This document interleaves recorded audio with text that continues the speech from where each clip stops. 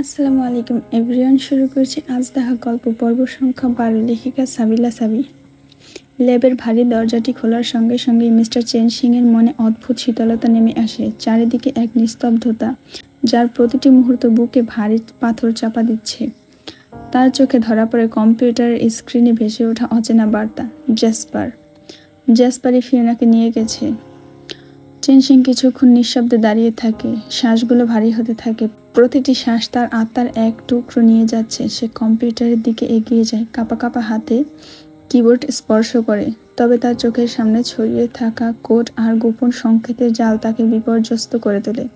জেসপারের বার্তা ছাপিয়ে থাকে, তথ্যের ভার তার মস্তিষ্কে গাজল হয়ে বেঁধে।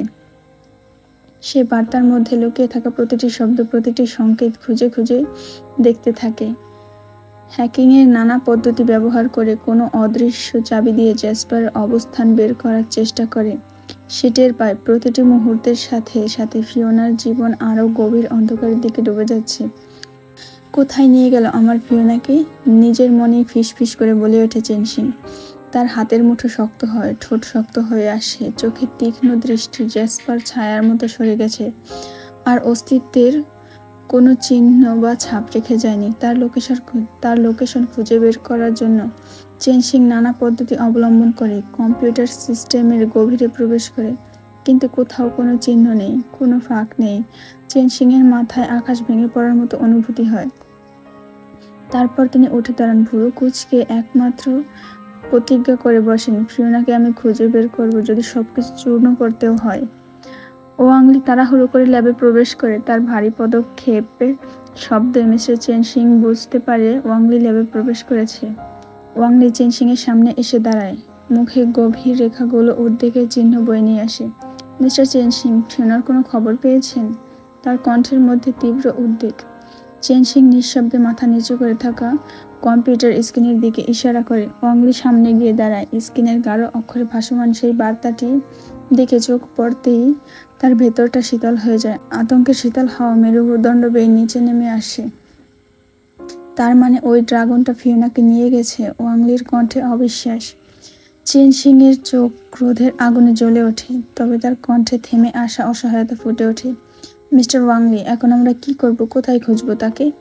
ওয়াংলি হঠাৎ মনোযোগ দিয়ে বার্তাটির প্রতি গভীরভাবে লক্ষ্য করে। তার তীক্ষ্ণ দৃষ্টিতে একটুখানি ভেসে আসা ইমেল ঠিকানাটি ধরা পড়ে।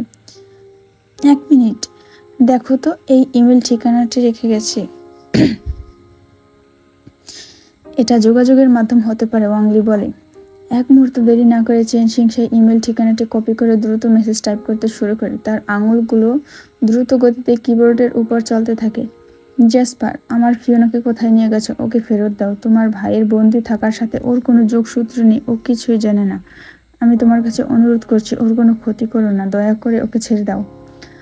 বার্তা পাঠানোর পরে মিস্টার চেন সিং এক মুহূর্তের জন্য নিঃশ্বাস নেয়। মনে হয় তার সমস্ত আশা এখন ইমেলের উত্তরেই সীমাবদ্ধ।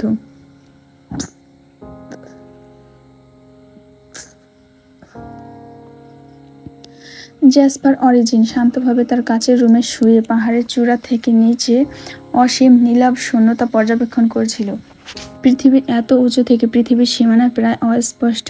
তার শরীর এক অনন্ত মহাকাশের সঙ্গে মিলেমিশে একাকার। ঠিক এই মুহূর্তে থারিনিয়াস ভিতরে প্রবেশের অনুমতির জন্য সংকেত পাঠায়।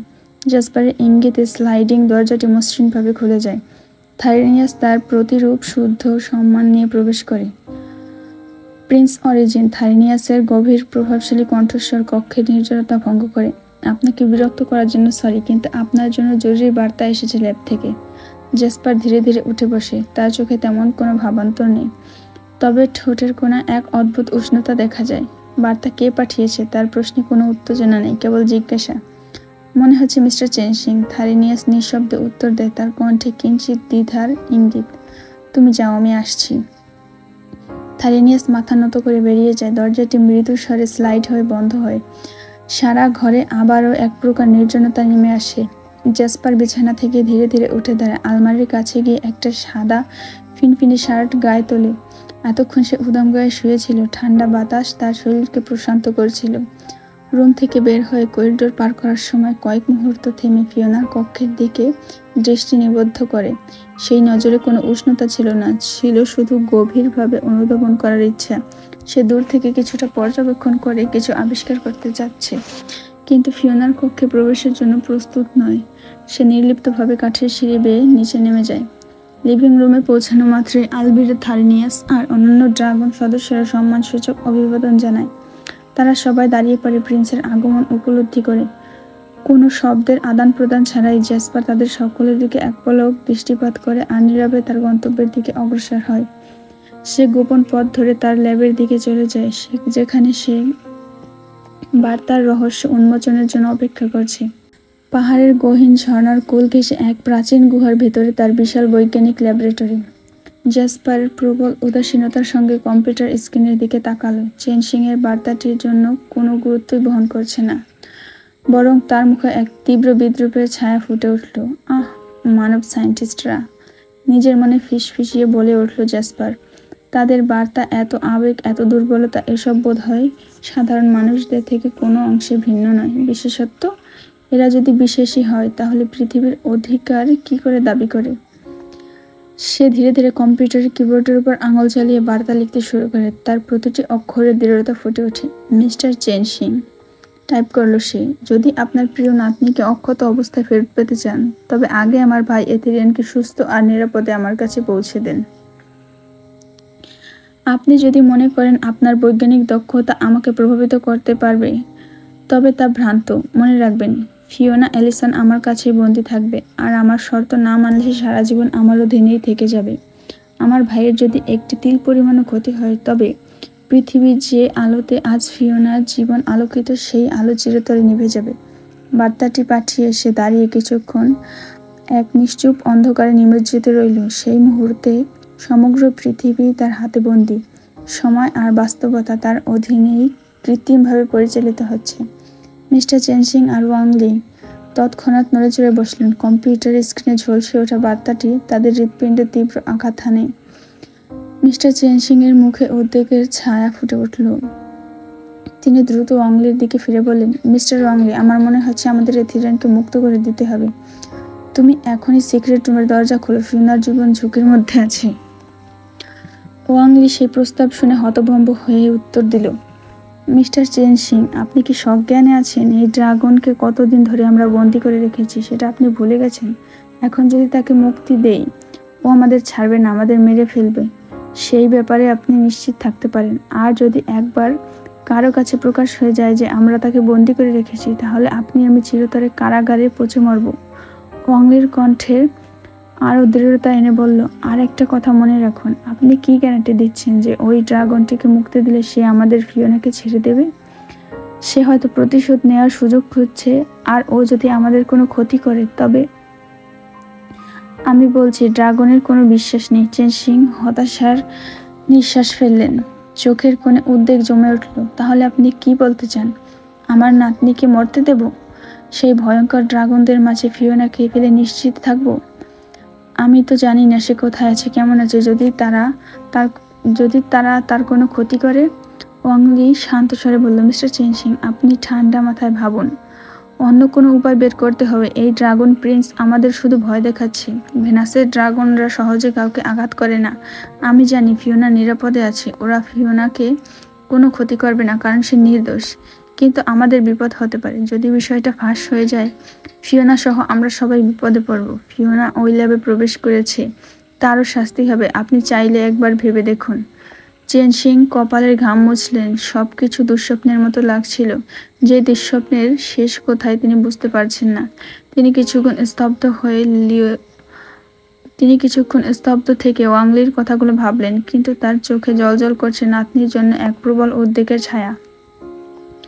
জ্যাসপারের চোখের সামনে ভেসে উঠল মিস্টার ওয়াংলির পাঠানো রিপ্লাই বার্তা, বরফ ঠান্ডা সতর্ক বার্তা, যেখানে মিশেছিল হুমকির আগুন। আমি জানি তোমাদের ড্রাগনরা বিনা কারণে মানুষের ক্ষতি করে না, আর ফিওনা নির্দোষ। তবে তোমার ভাইকে আমরা ছেড়ে দেব না। আমাদের কাজ সম্পূর্ণ হবে তারপর। আর হ্যাঁ, তোমার ভাই মরবে না, তবে ড্রাগনের শক্তি হারাবে। তুমি যদি চাও আমরা তাকে পুরোপুরি শেষ না করি, তবে ফিওনাকে ছেড়ে দাও। বার্তাটি পড়ার সাথে সাথে জ্যাসপার শিরায় শিরায় রক্তের ধাক্কা খেল।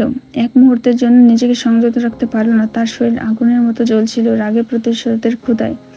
তার সামনে থাকা কম্পিউটারটিকে একটানে তুলে আছাড় দিল মেঝেতে। মুহূর্তের মধ্যে সেটি ভেঙে চুরমার হয়ে গেল। তার ড্রাগনের চোখে বিদ্রোহের আগুন জ্বলতে লাগলো।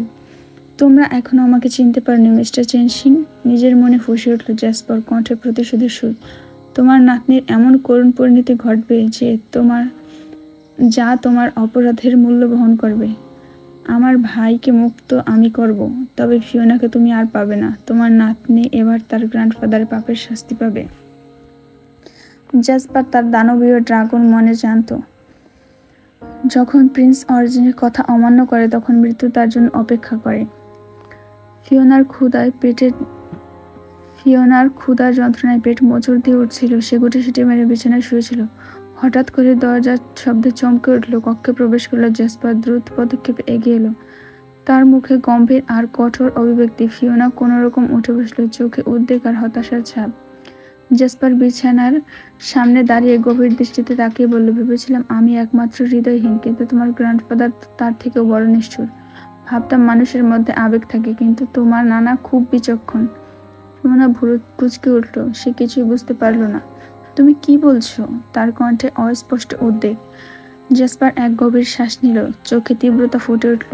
তোমার নানাকে বার্তা পাঠিয়েছিলাম, তোমার মুক্তির বিনিময়ে শর্ত দিয়েছিলাম, কিন্তু তোমার জীবনের চেয়ে তার কাছে অন্য কিছু বেশি মূল্যবান। ফিওনা ফিসফিস করে বলল, কখনোই না। আমার গ্র্যান্ডপা কখনোই এই কথা বলতে পারে না। মিথ্যা বলছো। তুমি কি শর্ত দিয়েছো? জ্যাসপার একটু ঝুঁকে ফিওনার চোখের গভীরতায় তাকালো। তুমি কি সত্যিই জানো না ফিওনা, তোমার নানার সিক্রেট রুমে কি আছে? ফিওনার হৃদয় দ্রুত বেগে ধুকপুক করতে লাগলো, মাথা ঝিমঝিম করতে শুরু করলো। না, আমি জানি না। তার কণ্ঠস্বর কাঁপছিল, চোখের কোণে জল জমে উঠছিল। জ্যাসপার মুহূর্তে ফিওনার গলা চেপে ধরে শূন্যে ধরল। তার শক্তপোক্ত পুরুষালী হাতের শক্তি এতই ছিল যে ফিওনা নিঃশ্বাস নিতে পারছিল না। সে হতাশার সঙ্গে হাত দিয়ে ছাড়ানোর চেষ্টা করছিল, আর পা ছটফট করতে লাগলো, কিন্তু কোনো লাভ হচ্ছিল না। জ্যাসপারের চোখে ক্ষোভ আর প্রতিশোধের অগ্নি জ্বলছে। শুনে রাখো, জ্যাসপার গম্ভীর কণ্ঠে বলল, তোমার প্রিয় নানা আমার ড্রাগন ভাই এথিরিয়নকে বন্দী করে রেখেছে সেই সিক্রেট রুমে। তাকে শারীরিকভাবে যন্ত্রণা দিয়ে যাচ্ছে দিনের পর দিন। এবার তার ভুলের শাস্তি তুমি পাবে ফিওনা। ফিওনার চোখে আতঙ্ক ছড়িয়ে পড়ল। আমাকে ছাড়ো। তার কণ্ঠস্বর অস্পষ্ট হয়ে গেল, কিন্তু জ্যাসপার কঠোর। তোমাকে আমি এমন হাল করব, জ্যাসপার বলল, তার ঠোঁটের কোণে অদ্ভুত হাসি ফুটে উঠল, যে তুমি নিজেই মরতে ভিক্ষা চাইবে, কিন্তু সেই করুণাও আমি করব না তোমার প্রতি। ফিওনার বুকের ভেতরে ভয়াবহ শিহরণ বয়ে গেল। তার চোখের কোণে জল জমে উঠল, আর সে মনে মনে প্রার্থনা করতে লাগলো। প্রার্থনা তার নানার কাছে, প্রার্থনা সৃষ্টিকর্তার কাছে। কিন্তু জ্যাসপারের চোখে কঠিনতা আর প্রতিশোধের অঙ্গীকারের দিকে তাকিয়ে তার মনে হচ্ছিল সব আশা মুহূর্তে চুরমার হয়ে গেছে। জ্যাসপার অবশেষে ফিওনার গলা ছেড়ে দিল। ফিওনা ধপ করে ফ্লোরে পড়ে গেল, আর জ্যাসপার দ্রুত পেছনে সরে গিয়ে দরজার দিকে অগ্রসর হলো। ফিওনা একেবারের জন্য অচেতন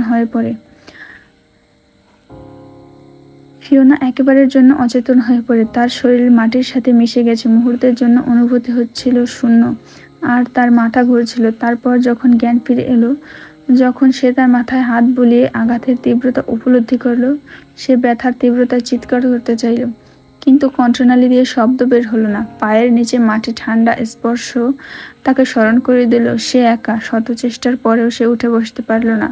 তার পা দুটো কিছুক্ষণের জন্য অসর হয়ে গেল। জ্যাসপার একবারও পেছনে ফিরে তাকায় না, ভারী পদক্ষেপে বেরিয়ে গেল। ফিওনা তখনও মাটিতে পড়ে নিজের শরীরের প্রতিটি আঘাত যন্ত্রণায় কাতরাচ্ছিল, আর মনের গহীনে শুধুমাত্র একটা চিন্তা, কিভাবে সে এই অন্ধকার আর ভয়ঙ্কর জগৎ থেকে মুক্তি পাবে।